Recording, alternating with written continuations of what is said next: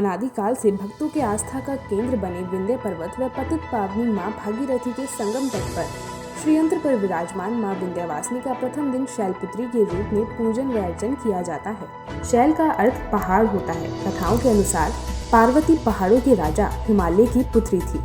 पर्वतराज हिमालय की पुत्री को शैलपुत्री भी कहा जाता है। उनके एक हाथ में त्रिशूल और दूसरे हाथ में कमल का फूल है। भारत के मानक समय के लिए बिंदु के रूप में स्थापित विंध्य क्षेत्र में मां को विंध्यवासिनी अर्थात विंध्यवासिनी के नाम से भक्तों के कष्ट को दूर करने वाला माना जाता है। प्रत्येक प्राणी को सद्मार्ग पर प्रेरित करने वाली मां शैलपुत्री सभी के लिए आराध्य है। घर के ईशान कोण में कलश स्थापना के साथ ही माता के भक्त साधना में जुट गए हैं। पूरे 9 दिन मां दुर्गा मन, वचन, कर्म सहित शरीर के 9 द्वार से मां सभी भक्तों की मनोकामना को पूरा करती है। भक्त को जिन जिन वस्तुओं की जरूरत होती है वह सभी माता रानी प्रदान करती है। विद्वान आचार्य बताते हैं समूचे ब्रह्मांड में इससे आज के दिन साधन के मूलाधार चक्र का जागरण होता है। सिद्ध पीठ में देश के कोने कोने से ही नहीं विदेश से आने वाले भक्त मां का दर्शन पाकर निहाल हो उठते हैं।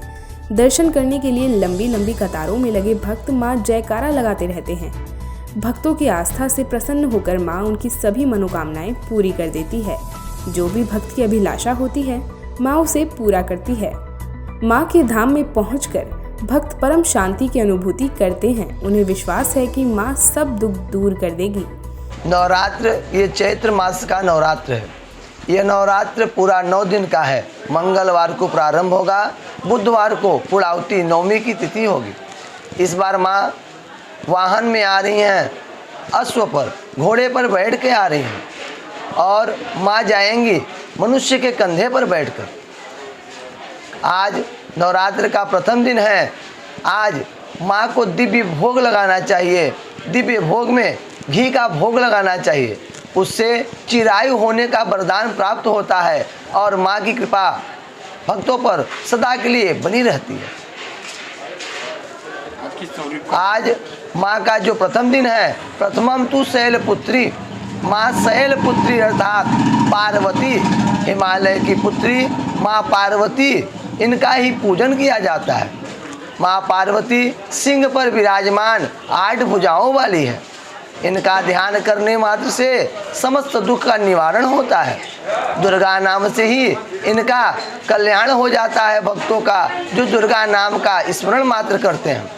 आज माँ को घृत का भोग लगा करके गरीबों में बांटने से या ब्राह्मणों को बांटने से समस्त प्रकार का कष्ट, क्षय, पाप, पीड़ा दूर होता है और अखंड सौभाग्य के साथ साथ चिरायु होने का वरदान प्राप्त होता है। महाराज, ये इतना कोरोना चल रहा है, ऐसे में अगर जो भक्त नहीं आ पा रहे, किस तरीके से अपने घर बैठे पूजा करें? जो भक्त कोरोना काल को देखते हुए माँ के दरबार में नहीं आ सकते, वो अपने घर में माँ का पूजन करें। पूजन करने के बाद घृत को पैकेट में करके गरीबों को बंटवा सकते हैं। उसको बंटाने से, गरीबों के बांटने से, गरीबों को खाने से भगवती कृपा बरसेगी और अक्षय लक्ष्मी के साथ साथ चिरायु का वरदान प्राप्त होगा। इस बार कोरोना के बढ़ते संक्रमण को देखते हुए जिला प्रशासन ने कोविड-19 के प्रोटोकॉल के तहत बढ़ते संक्रमण को देखते हुए 72 घंटों में RT-PCR टेस्ट की नेगेटिव रिपोर्ट के साथ एक बार में केवल 5 से 6 भक्तों को ही दर्शन की अनुमति दी जाएगी। जिला प्रशासन ने बैठक कर यह निर्णय लिया है। विंध्यवासिनी मंदिर परिसर में हर नवरात्र में लगने वाले मेले की तैयारियां पिछले 2 महीने से हम लोग कर रहे हैं, परंतु पिछले 1 हफ्ते से जिस तरह से कोविड का संक्रमण बढ़ा है जनपद में, इसे देखते हुए कल से जिलाधिकारी महोदय ने रात्रिकालीन कर्फ्यू का निर्णय लिया था और कल ही दिन में माननीय मुख्यमंत्री जी और उत्तर प्रदेश शासन की तरफ से जो निर्देश हुए थे कि किसी भी धार्मिक स्थल में 5 से अधिक लोग एक बार में दर्शन करने के लिए न जाने पाए। तो बस इन्हीं गाइडलाइंस को पालन करने के लिए आज सुबह ही एक बैठक करी गई पुलिस प्रशासन और चिकित्सा विभाग के साथ। जगह जगह पर मंदिर परिसर में सोशल डिस्टेंसिंग के गोले बनवाए जा रहे हैं। सड़कों तक पे ये जो सोशल डिस्टेंसिंग के जो वाइट सर्किल होंगे ये बनाए जाएंगे और बिना मास्क के और बिना RT-PCR निगेटिव रिपोर्ट के लोगों का दर्शन करने की अनुमति नहीं रहेगी। इसलिए आपके चैनल के माध्यम से मैं यह अपील करता हूँ कि जो भी यहाँ दर्शन करने आना चाहते हैं, पहले तो कोशिश करें कि संक्रमण को देखते हुए अपने अपने निवास स्थान से ही स्मरण करके पूजन करें और फिर भी अगर जो आते हैं तो वृद्धों और बच्चों को लाने से बचें। और इसके अलावा वो RT-PCR का अपना जो है निगेटिव रिपोर्ट उनके पास 48 से 72 घंटे के मध्य की होनी चाहिए, तभी आए, अन्यथा यहाँ पर निराशा हाथ लग सकती है। नवरात्र में मां के अलग अलग रूपों की पूजा कर भक्त सभी कष्टों से छुटकारा पाते हैं।